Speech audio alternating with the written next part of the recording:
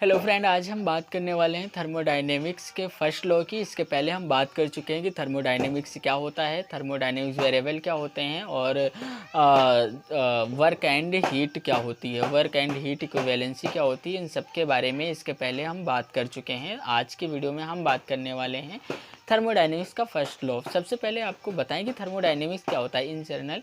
कि थर्मोडायनेमिक्स किसी भी सिस्टम की हम थर्मल प्रॉपर्टीज़ के बारे में जब ऑब्जर्वेशन करते हैं वही जो है थर्मोडायनेमिक्स होता है। जैसे उसकी इंटरनल एनर्जी, उनकी thermal energy, gas free energy, इन सारी चीज़ों के बारे में जब बात करते हैं तो ये थर्मोडायनेमिक्स कहलाता है। थर्मोडायनेमिक सिस्टम क्या होता है, सारी गैसेस जो होती हैं वो थर्मोडायनेमिक सिस्टम ही होती हैं। ठीक है, तो चलिए शुरू करते हैं। फर्स्ट लॉ ऑफ थर्मोडायनेमिक्स देखो, according to the definition, if a definite amount of heat given to the system, it is used in two part. First part is used in increase the internal energy of the system, and rest part is used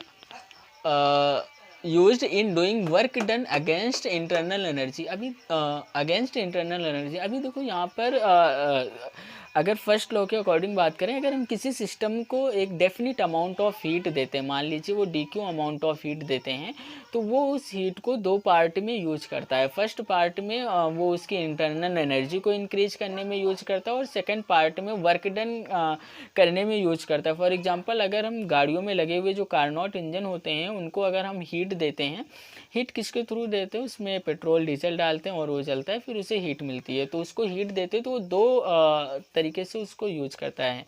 first वो जो है उसकी internal energy को increase करने में, और second उसमें mechanical work done करने के लिए यूज किया जाता है। अब यहाँ पे अगर फॉर्मूले की बात करें तो D Q is equal to D U plus D W, जहाँ पे डी क्यू क्या है, एक जो हमने हीट दी है ना, एक डेफिनिट अमाउंट में जो हीट दी है, और डी यू क्या है, उसकी इंटरनल एनर्जी में होने वाला चेंज या कितनी इंक्रीज हुई है, और डी डब्ल्यू क्या है, जो सिस्टम ने वर्क डन किया है। ठीक है, वो डी डब्ल्यू है। मतलब if D Q amount of heat given to the system and D U is the change of internal energy is change of internal energy या चेंज ऑफ इंटरनल एनर्जी यहाँ पे होगा, और whereas is the amount of work done by the system. Hello friend, आज हम बात करने वाले हैं थर्मोडायनेमिक्स के फर्स्ट लॉ की। इसके पहले हम बात कर चुके हैं कि थर्मोडायनेमिक्स क्या होता है, थर्मोडायनेमिक्स वेरिएबल क्या होते हैं और वर्क एंड हीट क्या होती है, वर्क एंड हीट इक्विवेलेंसी क्या होती है। इन सब के बारे में इसके पहले हम बात कर चुके हैं। आज की वीडियो में हम बात करने वाले हैं थर्मोडायनेमिक्स का फर्स्ट लॉ। सबसे पहले आपको बताएं कि थर्मोडायनेमिक्स क्या होता है in general.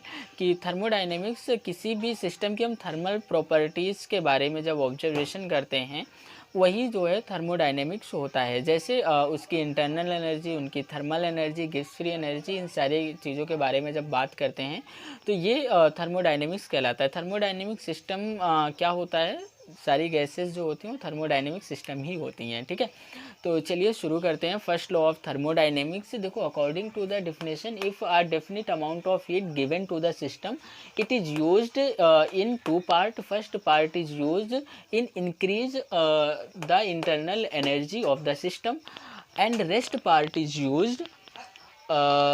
Used in doing work done against internal energy. अभी अगेंस्ट इंटरनल एनर्जी, अभी देखो यहाँ पर अगर फर्स्ट लॉ के अकॉर्डिंग बात करें, अगर हम किसी सिस्टम को एक डेफिनिट अमाउंट ऑफ हीट देते हैं, मान लीजिए वो D Q amount of heat देते हैं, तो वो उस हीट को दो पार्ट में यूज करता है। फर्स्ट पार्ट में वो उसकी इंटरनल एनर्जी को इंक्रीज करने में यूज करता है और सेकंड पार्ट में वर्क डन करने में यूज करता है। फॉर एग्जांपल, अगर हम गाड़ियों में लगे हुए जो कार्नोट इंजन होते हैं उनको अगर हम हीट देते हैं, हीट किसके थ्रू देते हैं, उसमें पेट्रोल डीजल डालते हैं और वो जलता है, फिर उसे हीट मिलती है। तो उसको हीट देते हैं तो वो दो तरीके से उसको यूज करता है।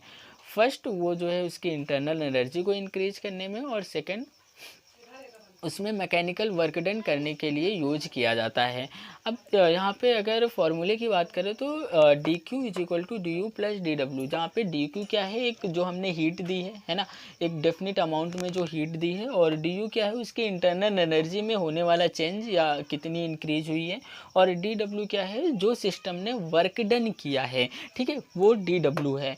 मतलब if D Q amount of heat given to the system and D U is the change of internal energy is change of internal energy या चेंज ऑफ इंटरनल एनर्जी यहाँ पे होगा, और whereas is the amount of work done by the system, then D Q is equal to D U plus D W.